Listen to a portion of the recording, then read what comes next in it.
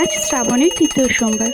ঘুম থেকে উঠেই সকালে স্নান সেরে চলে গিয়েছিলাম ঠাকুর ঘরে।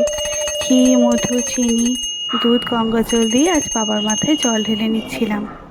জল ঢালা শেষে আমি 108 বার ওম নমঃ শিবায় মন্ত্রটিও জপ করে নিই। শ্রাবণের 4টে সোমবারই আমি নিরামিষ খাই, তাই চেষ্টা করি ওই দিন অফিস না যাওয়ার, কারণ অফিসে গেলে ননভেজ খাওয়া হয়েই যায়। তো পুজো সেরে আমি সকালে ব্রেকফাস্ট করে নিচ্ছিলাম বাবাকে দেওয়া প্রসাদ দুধ কলার সাথে মুড়ি দিয়ে।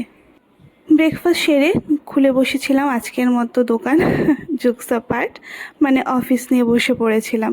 দেন অফিস করে দুপুরের দিকে চলে গিয়েছিলাম ছাদে। ভেজা জামা কাপড়গুলো শুকিয়ে গিয়েছিল, ওটাই মা আনতে বলেছিল। তারপর লাঞ্চে বসে পড়েছিলাম, আর আজকে লাঞ্চে ছিল উচ্ছে দিয়ে ডাল, আম দিয়ে টক ডাল, আর সয়াবিন আর কাটি কচুর তরকারি। তারপর মাকে নিয়ে চলে গিয়েছিলাম ডাক্তারের কাছে। তোমরা অনেকেই জানো, যেহেতু আগের ব্লগেই আমি বলেছিলাম। আর যেতে যেতে একটা ঠাকুমা এরকম আমড়া মাখা বিক্রি করছিল, আর আমরা দেখবো আর আমি খাবো না, সেটা তো হতেই পারে না। তারপর বাড়ি ফিরে ব্যাক টু ব্যাক অফিসে অনেকগুলো মিটিং ছিল, কাজ ছিল, আর সেই ফাঁকে মা দিয়ে গিয়েছিল চা আর টোস্ট, মাই ফেভারিট থিং।